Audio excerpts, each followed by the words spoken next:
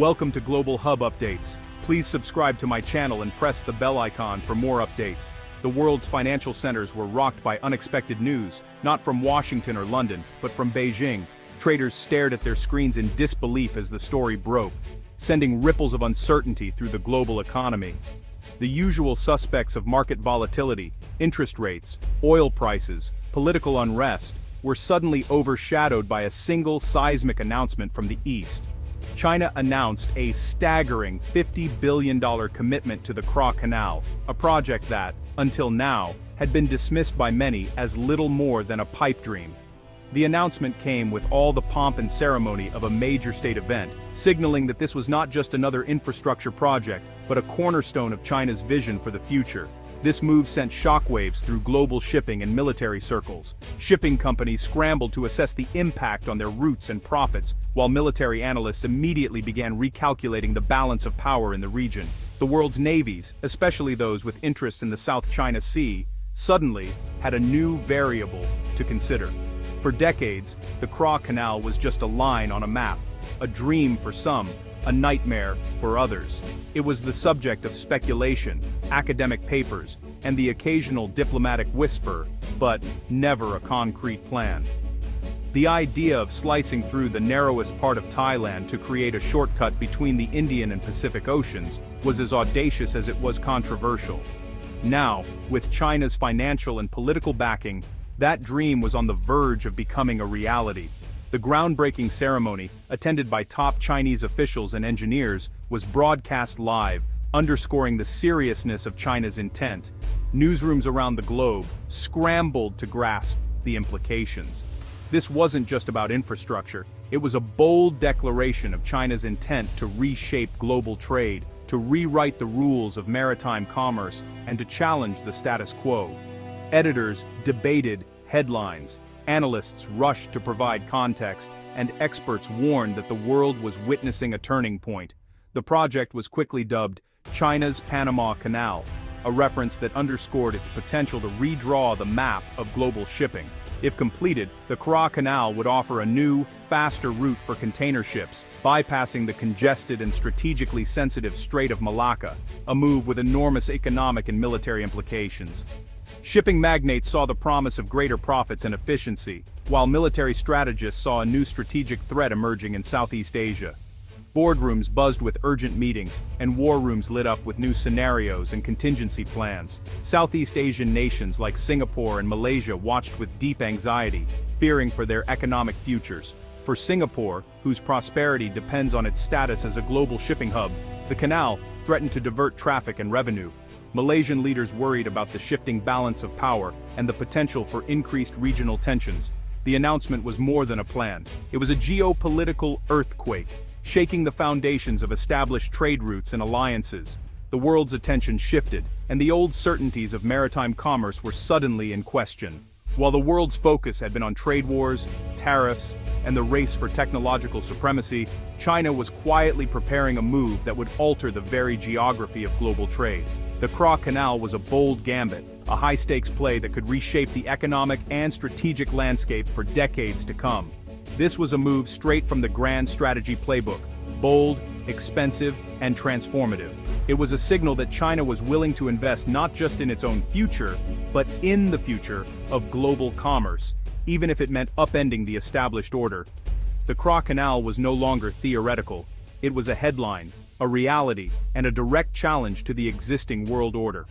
The world's media devoted front pages and prime-time coverage to the story, recognizing its significance as a defining moment in 21st century geopolitics. The aftershocks were just beginning. Markets reeled, governments convened emergency meetings, and investors braced for a new era of uncertainty and opportunity. The era of China as a global architect had arrived. With the Suez Canal, China was not just building a waterway, it was carving out a new path for itself and the world, signaling that the balance of power was shifting and that the future would be written by those bold enough to shape it. What is the Suez Canal? It's a question that has captured the imagination of engineers, economists, and world leaders for decades. The Suez Canal is a proposed mega-project, an ambitious 135-kilometer waterway that would cut directly through the narrowest part of southern Thailand, transforming the region's landscape and its future. This canal is designed to accommodate the world's largest ships, including supertankers and massive container vessels. With a planned width of over 400 meters and a depth of 30 meters, it would rival the most significant waterways on the planet, allowing even the biggest ships to pass through with ease. The scale of engineering required is staggering, on par with the legendary Panama and Suez Canals. Billions of cubic meters of earth would need to be excavated, and entirely new ports and industrial zones would rise along the canal's banks, reshaping the economic landscape of Southeast Asia. The primary goal is to provide a vital shortcut for global shipping, bypassing the notoriously congested Strait of Malacca. This narrow passage is currently the world's busiest shipping lane, where delays and bottlenecks can cost the global economy billions each year. By directly connecting the Gulf of Thailand to the Andaman Sea, the Kra Canal would create a brand new artery for international trade, dramatically reducing travel time and shipping costs for vessels moving between the Pacific and Indian Oceans. But the vision goes far beyond just a canal. The project is conceived as a vast economic corridor, featuring state-of-the-art deep sea ports, advanced logistics hubs, and entirely new cities, designed to support industry, commerce, and innovation along its route. The ambition is nothing short of staggering: to create a new center of gravity for Asian and global commerce, attracting investment, generating jobs, and spurring rapid urban development in the region. If completed, the Kra Canal could fundamentally alter the world's economic geography, shifting trade patterns, boosting regional economies, and redefining the flow of goods across continents. It's not just a canal, it's the blueprint for an economic revolution. In shipping, time is money, and the Kra Canal promises to save both. By bypassing the Strait of Malacca, ships could cut 200 kilometers and up to 5 days off their journeys. For shipping companies, that means billions in annual savings. Asian exports would reach Europe faster. Middle Eastern oil would flow to Asia more cheaply. The canal would relieve congestion in the Malacca Strait, which is nearing capacity and plagued by piracy. A second secure route would ensure smoother, safer trade for decades. For an industry with razor-thin margins, these savings are irresistible. The canal's business case is clear: speed, cost, security, and capacity.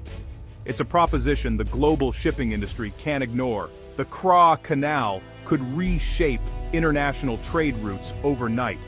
History shows that mega-canals are more than engineering marvels, they're instruments of power. The Suez Canal revolutionized British trade with India, becoming a linchpin of empire. The Panama Canal supercharged American trade and naval power, cementing the US as a two-ocean force.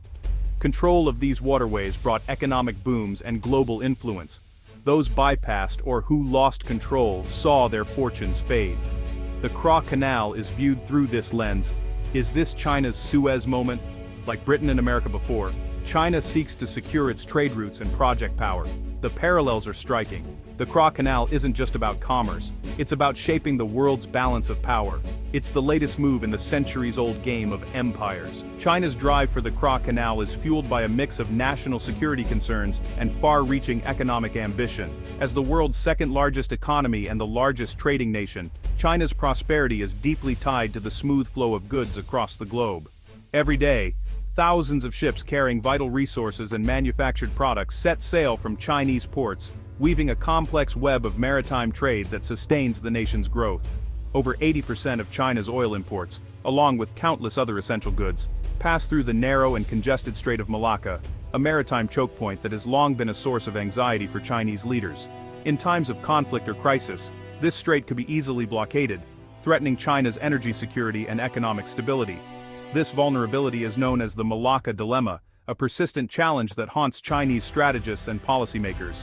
The fear of being cut off from vital supplies has driven China to seek alternatives. The proposed Kra Canal in Thailand offers a strategic bypass, allowing ships to avoid the Malacca Strait entirely.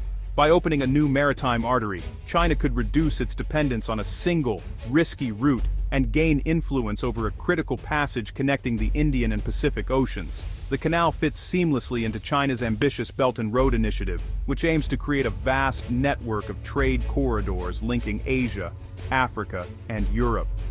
With the Kra Canal, China could establish a more direct and efficient trade route, further integrating regional economies and strengthening its position as a global trade powerhouse. The canal would anchor China's role as Asia's trade hub, binding neighboring economies closer to Beijing and increasing its influence in Southeast Asia. It would also foster deeper cooperation with ASEAN nations, making China an indispensable partner in regional commerce. For the world's largest trading nation, faster and cheaper shipping means a direct economic win. Shorter routes would lower transportation costs, speed up delivery times, and make Chinese goods even more competitive on the global market. The canal would supercharge Chinese exports and imports, boosting trade volumes and supporting the country's manufacturing and logistics sectors. It would also help China maintain its edge in global supply chains. For China, the Kra Canal is a multi-pronged strategy, enhancing security, improving efficiency, and cementing regional dominance. It's not just about trade, it's about shaping the future balance of power in Asia. In short, the Kra Canal represents a bold gambit to secure China's future, ensuring the nation's continued rise on the world stage and safeguarding its prosperity for generations to come.